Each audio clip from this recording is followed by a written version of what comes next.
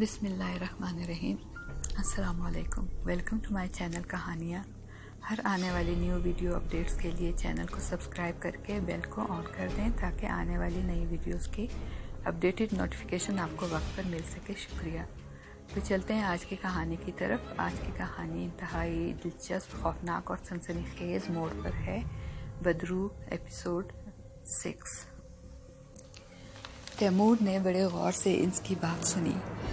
इसे जाने क्यों नासिर के लहजे में सच्चाई महसूस हुई थी। ताहम वो बोले कि वो आमिल रंगा माती हमारा इतना ही हमदर्द है तो फिर वो ये अमल ज़बरदस्ती पूरा करवाने के लिए साजिद के इनकार पर इसे मार डालने की धमकी क्यों दे रहा था। नासिर साफ गोई से इनकी बात की तायीद करते हुए ज़रा उलझ कर बोला, जी हाँ अंकल, मुझे भी यही बात उलझन में डाले हुए है। तब तैमूर मायने शेर मुस्कुराहट से बोले, बखुदार वो आमिल रंगामाती एक फ्रॉड मालूम होता है। वो अपने किसी सफली मकसद के लिए तुम दोनों को बेवकूफ़ बना रहा है। इसलिए मैंने साजिद को समझा दिया और तुम भी समझ लो और इसका साथ छोड़ दो। जी अंकल, हो सकता है, बिल्कुल दुरुस्त कह रहे हैं, नासिर ने धीरे से कहा और अपना सर झुका दिया। तैमूर अपनी दफ्तर की तरफ हो लिया, मगर इनके जाने के बाद नासिर तज़ब्ज़ुब का शिकार हो गया। तैमूर की यह बात इसके दिल को लगी थी कि अगर साजिद आमिर रंगामाती की बात मान नहीं रहा था तो फिर इसे साजिद को डराने धमकाने और दूसरा अमल पूरा ना करने पर जान से मार डालने की धमकी क्यों दे रहा था। क्या वाकई बकौल तैमूर साहब इसका कोई और शैतानी मकसद था? नासिर फितरतन एक ज़हीन और समझदार लड़का था, मगर शगुफ्ता की मोहब्बत ने जैसे इसके सोचने समझने की सलाहियतें माऊफ कर दी थी।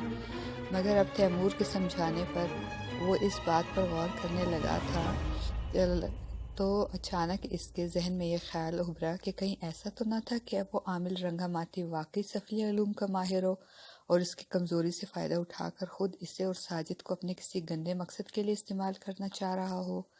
कहीं ऐसा तो नहीं कि वो इस शैतानी मखलूक की रूह को काबू करना चाहता हो ताकि वो इसे अपने ताबे करके अपने मनफी मकासद के लिए इसको इस्तेमाल कर सके। इसे अपना यह ख्याल ज़्यादा पुरमायनी लगा। ताहम इसने रंगामाती से मिलने का इरादा तर्क ना किया था।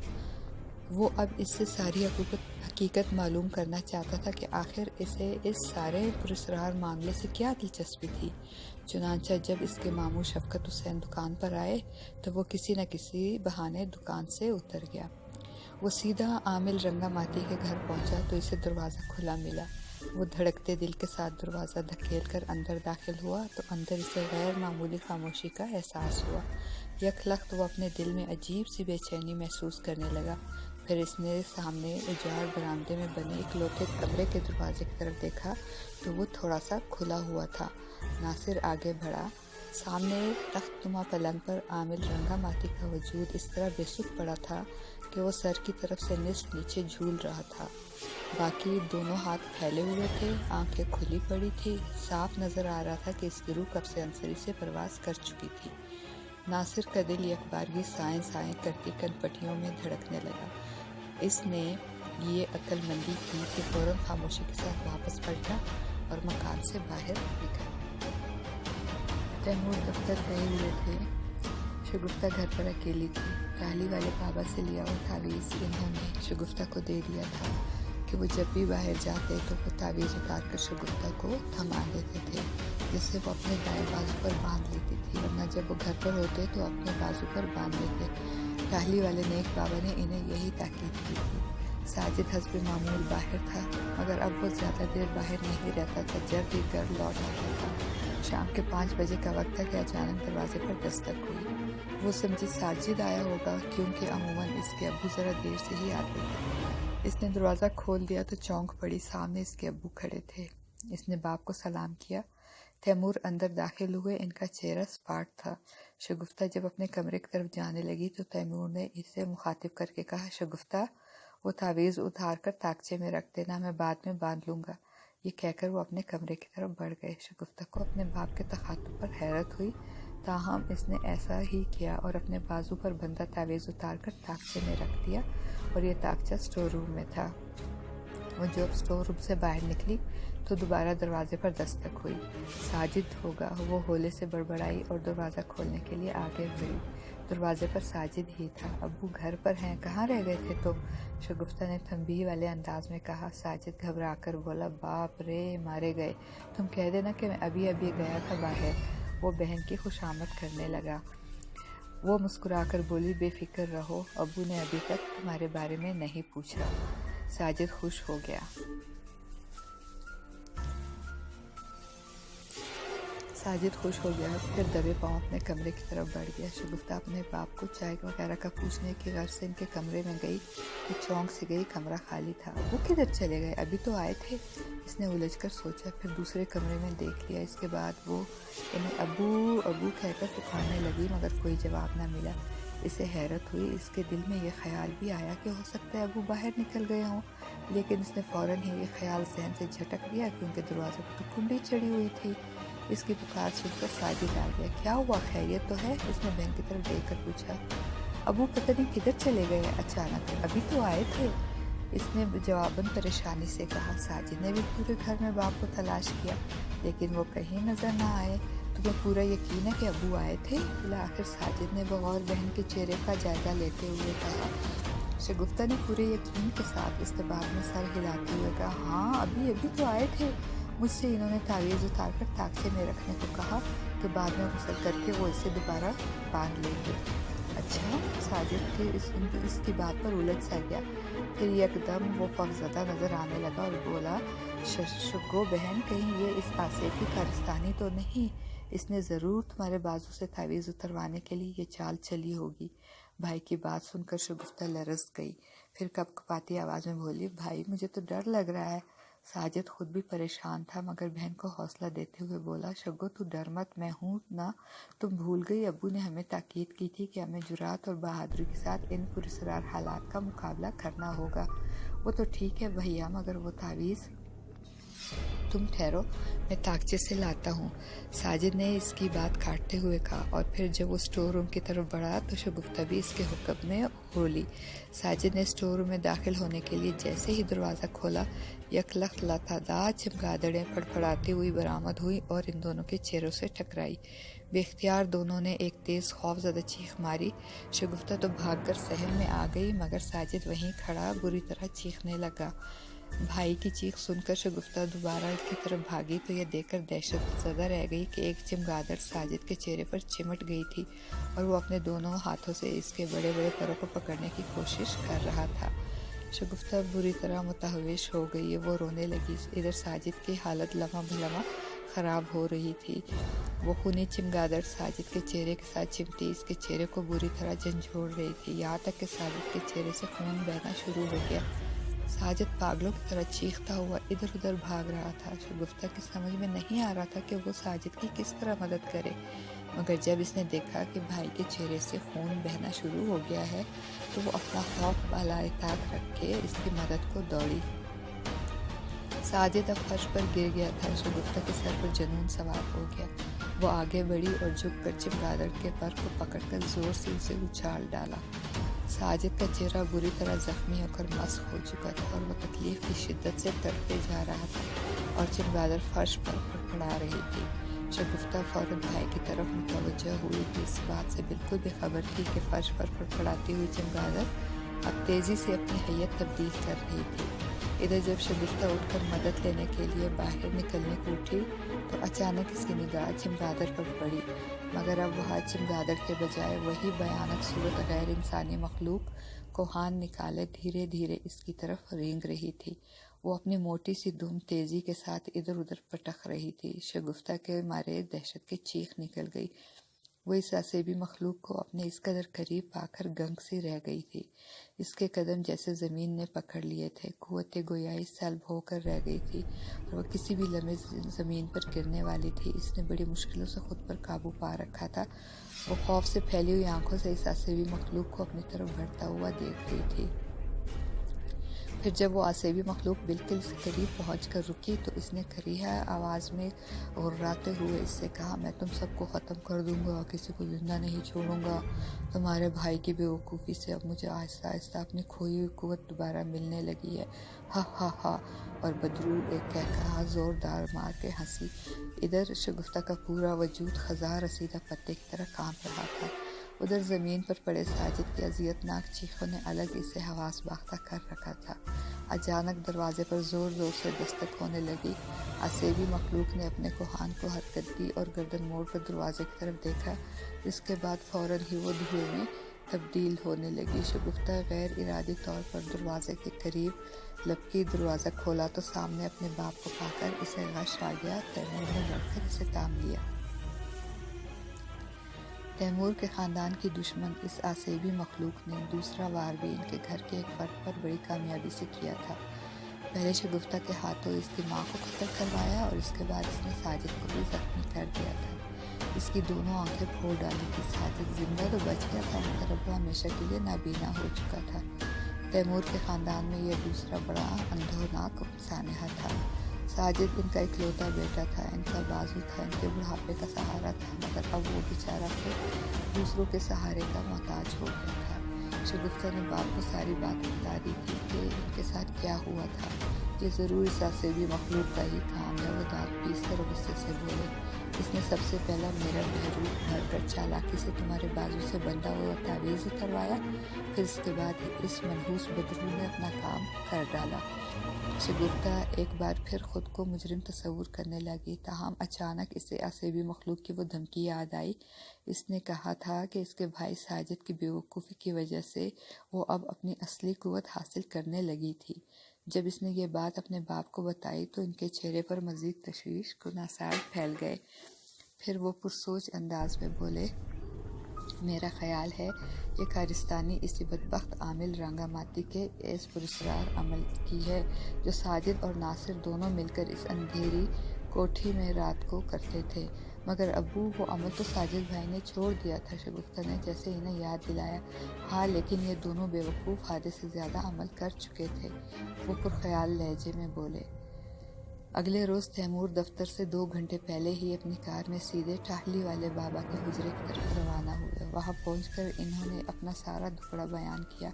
ٹاہلی والے بابا نے بغور ان کی بات سنی اور گہرے رنج کا اظہار کیا۔ اللہ تم لوگوں کا حامی و ناصر ہو۔ اس میں کوئی شبہ نہیں کہ ایک بدخصلت عامل کی وجہ سے اس بدروح کی ریشہ دوانیوں میں دن بدن اضافہ ہوتا جا رہا ہے۔ در حقیقت وہ بدخصلت عامل اپنے مکروہ اور بھیانک مقاصد کی تکمیل کی خاطر اس بدروح کو اپنے تابع کرنا چاہتا تھا، کیونکہ وہ پراسرار علوم کا ماہر ہے۔ لیکن ہم جانتے ہیں کہ اس بدروح کو قابو کرنا کسی کے بھی بس کی بات نہیں سوائے اللہ کے، لیکن اس کے لیے بہت طویل انتظار اور کڑی محنت کی ضرورت ہوگی۔ وہ اتنا کہہ کر خاموش ہو گئے۔ تیمور نے پریشان کن بے چینی سے کہا، بابا اب آپ ہی ہماری مدد کریں، ہمارا تو بدروح نے جینا دھوبر کر ڈالا۔ آخر شیطان کی حقیقت کیا ہے، یہ کس طرح نیست و نابود ہوگی؟ تیمور کی بات سن کر ٹاہلی والے بابا نے اپنا دایاں ہاتھ اپنے باریش چہرے پر پھیرا اور پھر بولے، اللہ کی ذات پر بھروسہ رکھو، وہی مسبب الاسباب ہے۔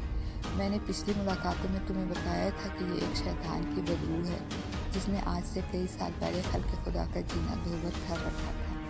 پھر تمہارے خاندان کے ایک نیک اور بہادر انسان نے اس کا خاتمہ کر ڈالا تھا۔ پھر کئی برس تک اس شیطان کی بدروح انتقام لینے کے لیے ویرانوں میں بھٹکتی رہی۔ اس وقت یہ بالکل بے بس تھی اور پراسرار علوم کے ماہر جو ایسی بے بس بدروحوں کو قابو کرنے کے لیے سفلی عمل اور جادو ٹونا کرتے ہیں، ایسے ہی کسی عامل کے سفلی عمل نے اس بدروح کی شیطانی قوتوں کو مزید جلا بخشی اور اسے مہمیز بنا ڈالا، مگر وہ خود بھی اس کے شر اور خونی پنجوں سے زندہ نہ بچ سکے اور خود تو کمبخت جہنم واصل ہو گئے، مگر اس بدروح کی آسیبی قوتوں سے اس کو ہمکنار کر گئے۔ وہ اتنا بتا کر چند ثانیے کو تھمے بغور تیمور ان کی باتیں سن رہا تھا۔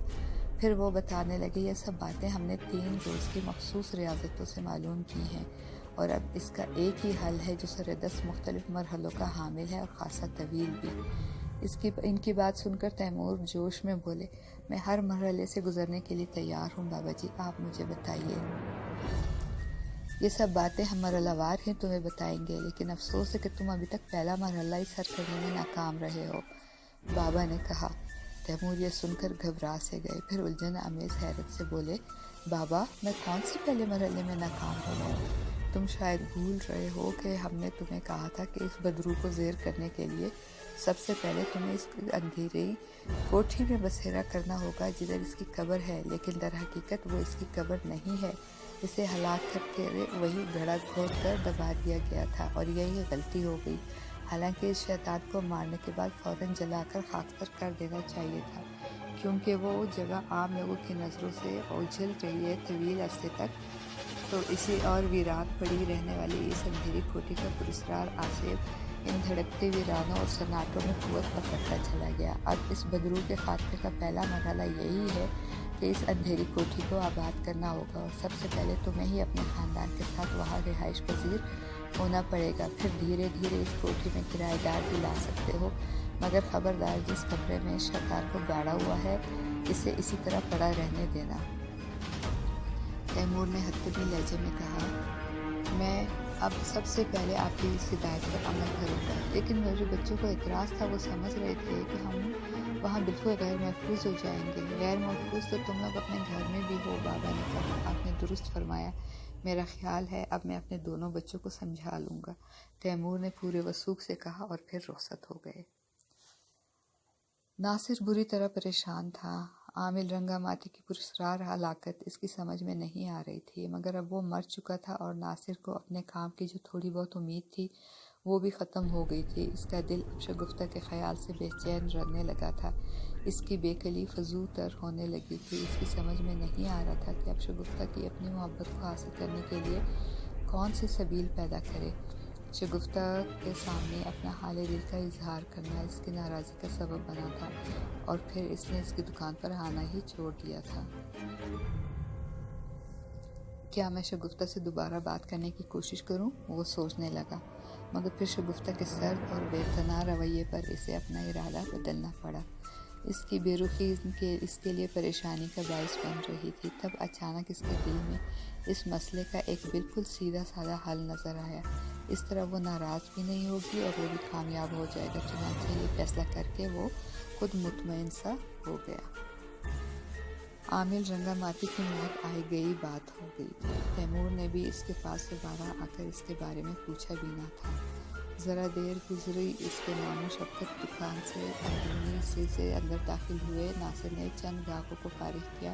شفقت نے ایک مونڈے پر بیٹھ کر رجسٹر اور قلم سنبھال لیا۔ پتر ناصر، میں دکان کے کچھ سودے لکھ رہا ہوں، یہ ذرا جا کے مارکیٹ سے لے آ۔ انہوں نے دکان میں رکھنے والے آئٹم کی فہرست پڑھ کر اسے تھمائی، پھر گن کر پیسے بھی اسے دے دیے۔ ناصر نے خاموشی کے ساتھ ان سے دونوں چیزیں لے لیں۔ شفقت کو وہ آج کھویا کھویا اور پریشان سا دکھائی دیا۔ تب انہوں نے بڑے پیار سے پوچھا، پتر ناصر، کیا بات ہے، کچھ پریشان نظر آ رہے ہو؟ نہیں ماموں، ایسی تو کوئی بات نہیں ہے۔ ناصر نے انہیں ٹالنا چاہا۔ وہ جانے لگا تو ماموں نے اسے پھر پکارا اور رک گیا۔ شفقت بہت غور سے اس کے اترے ہوئے خاموش چہرے کا جائزہ لے رہا تھا۔ ان کی دنیا میں صرف ناصر کے سوا کوئی نہ تھا۔ وہ بے اولاد تھے، ان کی بیوی کا بھی چند سال پہلے انتقال ہو گیا تھا، جبکہ ناصر بھی یتیم تھا۔ شفقت اب اسے ہی اپنی اولاد کی طرح چاہتے تھے۔ یوں بھی وہ اس کا اپنا خون تھا، بانجا بھی اپنا خون ہی ہوتا ہے۔ ناصر بیٹا، تم مجھ سے کچھ چھپا رہے ہو؟ ماموں، واپس آ کر آپ سے بات کروں گا، پہلے دکان کا سودا لے آؤں، ناصر نے کہا۔ شفقت نے آگے بڑھ کر اسے شانوں سے تھاما اور پھر اپنے سامنے مونڈے پر بٹھایا، پھر خود بھی اس کے قریب بیٹھتے ہوئے بڑی ملائمت آمیزی سے بولے، دیکھو بیٹا، تم میرے بھانجے ہی نہیں، میری اولاد کی طرح بھی ہو، مجھے بتاؤ اپنی پریشانی۔ ناصر نے جس بات کا تہیہ کر رکھا تھا، اس نے سوچا کہ یہی وقت ہے وہ ان سے صاف صاف کہہ ڈالے، لہٰذا ڈرتے ڈرتے بولا، ماموں، آپ اب مجھے ماریں گے تو نہیں؟ شفقت ہنس کر بولے، ارے بیٹا، میں نے آج تک تمہیں ڈانٹا تک نہیں، اور پھر تم نے ایسی کوئی غلط حرکت بھی نہیں کی، کیونکہ تم اچھے بچے ہو، بتاؤ کیا بات ہے؟ ناصر کو اپنے ماموں کی بات سن کر حوصلہ ہوا، لہٰذا بولا، ماموں، وہ میں ایک لڑکی کو پسند کرتا ہوں۔ ماموں اس کی بات پر ہنس کر بولے، ارے بیٹا، تو اس میں اتنا گھبرانے اور ڈرنے کی کیا بات ہے؟ ویسے کیا تم نے اسے کہیں دکان میں آتے جاتے چھیڑ تو نہیں دیا؟ نہیں ماموں، میں ایسی حرکت نہیں کرتا، وہ دکان میں آئی تھی سودا لینے۔ اچھا، کس کی بیٹی ہے؟ تیمور صاحب کی، شگفتہ نام ہے اس کا۔ تیمور صاحب کی؟ ماموں نے دہرایا۔ مگر ناصر بیٹے، ان کی بیٹی شگفتہ تو بہت پڑھی لکھی، انٹر پاس ہے، اور تم نے مشکل سے مڈل تک ہی پڑھا ہے، تو کیا ہوا ماموں، میں کوئی چور اچکا تو نہیں؟ आप इसके बाप से बात तो करके देखें, नासिर ने उम्मीद भरे लहजे में कहा। शफकत कुछ सोचने लगे, फिर बोले, अच्छा तेरी ये जिद है तो मैं तैमूर साहब से किसी वक्त मिल लूँगा। नासिर खुश हो गया और दुकान से निकल गया। साजिद वाले अंधोनाक वाक़ये के बाद से घर में एक अजीब सी मुर्दनी छा गई थी। तैमूर ने घर आकर अपने दोनों बच्चों को पास बुलाकर इन्हें सारी बात समझाई। इस बार वो इनकार ना कर सके थे, लिहाजा तैमूर ने अगले रोज़ ही अंधेरी कोठी के मालिक शरीफ साहब से मुलाकात की। इसने बताया कि अब वो कोठी रिजवी साहब के दोनों बेटों की मलकियत है। फिर शरीफ ने इन्हें इनका पता बता दिया। तैमूर इसी वक्त रिजवी के दोनों बेटों से मिले और अपना मकसद बयान किया। इन दोनों भाइयों को हैरत तो हुई, ताहम इन्हें खुशी भी हुई कि चलो किसी तरह इस हसेबी कोठी का कोई गाहक तो मिला। लिहाजा इन्होंने वही औने पौने दाम बता दिए जिस दाम पर इनके मरहूम वालिद रिजवी साहब ने मलिक शरीफ से ख़रीदी थी। सौदा तय हो गया तो तैमूर ने अंधेरी कोठी को काबिल रिहाइश बनाने के लिए चंद मजदूर लगा दिए। मोहल्ले वाले हैरान और परेशान थे कि आखिर तैमूर को ये क्या सूझी, मगर तैमूर ने यह बात राज में रखी थी, जिसकी हिदायत टाहली वाले बाबा इन्हें पहले ही दे चुके थे। तैमूर ने मजदूरों को समझा दिया था, सिवाय एक कमरे के सारे कमरों की सफाई वगैरह करके दरवाजे अच्छी तरीके से झाड़ पोंछ कर लें। नीज़ अंदर बाहर और अहाते में जो खुदरू झाड़ियाँ उग आई हैं इन्हें काट डालें। बढ़ई को बुलवाकर अंधेरी कोठी के दरवाजे वगैरह की भी मुरम्मत करवाई गई, जो बिल्कुल खस्ता होकर टूट गए थे और बेकार हो चुके थे। इन्होंने नए सिरे से बनाया गया। यूँ चंद ही दिनों में अंधेरी कोठी रिहाइश के काबिल बना दी गई। इस दौरान तैमूर ने अपनी ज़ाती रिहाइशगाह के लिए किराएदार भी ढूंढ लिए। अब सिर्फ शिफ्टिंग का मरहला बाकी रह गया था, जो अगले रोज़ तय होना बाकी था। ये इसी शाम का जिक्र है कि शफकत पड़ोस ही के एक जानने वाले के हमरा तैमूर के यहाँ आए। एक ही मोहल्ला था, सारे देखे वाले और जाने पहचाने लोग थे, इसलिए इनका पुख्तपाक इस्तेमाल किया गया। आइए शफकत साहब, आज आपने यहाँ आने की ज़हमत कैसे गवारा कर ली? तैमूर ने शफकत के साथ मुआनका और मुसाफिर के दौरान कहा। इनकी वसील कल्बी और शराफत से पूरा मोहल्ला आगा था। भाई एक ही मोहल्ले में रहते हैं, आखिर एक दूसरे की खैर खैरियत पूछने का फर्ज भी बनता है ना। आप सुनाएं कैसे हैं? शफकत ने इनसे मुस्कुराकर दोस्ताना लहजे में कहा। ये सब एक कमरे में बैठ गए। क्या बताऊं जनाब, बस मुसीबत ने हमारा घर देख लिया है। हम आजकल बहुत परेशान हैं। तैमूर ने अपनी परेशानी का जिक्र करते हुए अफसरदा लहजे में कहा। हाँ तैमूर साहब, हमें आपकी परेशानियों का इल्म भी है और अंदाज़ा भी। पहले भाभी की दर्दनाक मौत का सुना, फिर अब चंद रोज़ पहले ही आपके बेटे साजिद के नाबीना होने पर इंतहाई दुख हुआ। हम तो दुआ ही कर सकते हैं कि अल्लाह ताला आप पर अपना फजल फरमाए और आप लोगों की मुसीबतें दूर करें। आमीन आमीन सुमामीन। इनके साथ आए हुए शमसुद्दीन ने ज़ेरे लब कहा। चंद सानिये फिर इधर उधर की बातें होती रही। इसके बाद शफकत हुसैन ज़रा गला खंखार कर मध्यम आवाज़ में बोले, ये मौका तो ऐसा नहीं कि ऐसी बात की जाए, मगर जाहिर है बेटियों को आखिर एक रोज़ ब्याना ही होता है। मैं दरअसल आपकी बेटी शगुफ्ता के रिश्ते के सिलसिले में आया हूँ अपने भांजे नासिर के लिए। वो इतना कहकर खामोश हुए तो इनके साथ आए हुए शमसुद्दीन ने लुकमा देना ज़रूरी समझा। वो भी तैमूर साहब से बोले, हम सब एक ही मोहल्ले में रहते हैं और ये मोहल्ला ही नहीं बल्कि एक ख़ानदान भी है। हम सब अफराद। नासिर अच्छा लड़का है और आपका भी देखा बाला है, आपका क्या जवाब है? इन दोनों की बातें सुनकर तैमूर चंद सानिये अजीब शशोपंज का शिकार हो गई। फिर शफकत से बोले, आपके भांजे नासिर की तालीम कितनी है? तालीम तो इसकी बस वाजिबी सी है, मगर वो इंतहाई मेहनती और शरीफ लड़का है। मेरी तो सारी दुकान ही इसने संभाल रखी है और वही मेरा सहारा भी है। मगर जनाब, मेरी बेटी शगुफ्ता ने इंटर कर लिया है और अब वो साइंस ग्रेजुएट के लिए पहले साल में है। मैं इनकार तो नहीं कर रहा, लेकिन चूंकि ज़िंदगियां लड़का लड़की नहीं गुजारनी होती है, मैं इससे पहले अपनी बेटी का अंधिया लेने की कोशिश करूँगा, तैमूर ने कहा। शफकत ने शमसुद्दीन की तरफ देखा तो तैमूर से बोले, ठीक है तैमूर साहब, आप बेशक अपनी बेटी का अंधिया लें, लेकिन बहरहाल फ़ैसला आप ही का आखिरी होगा।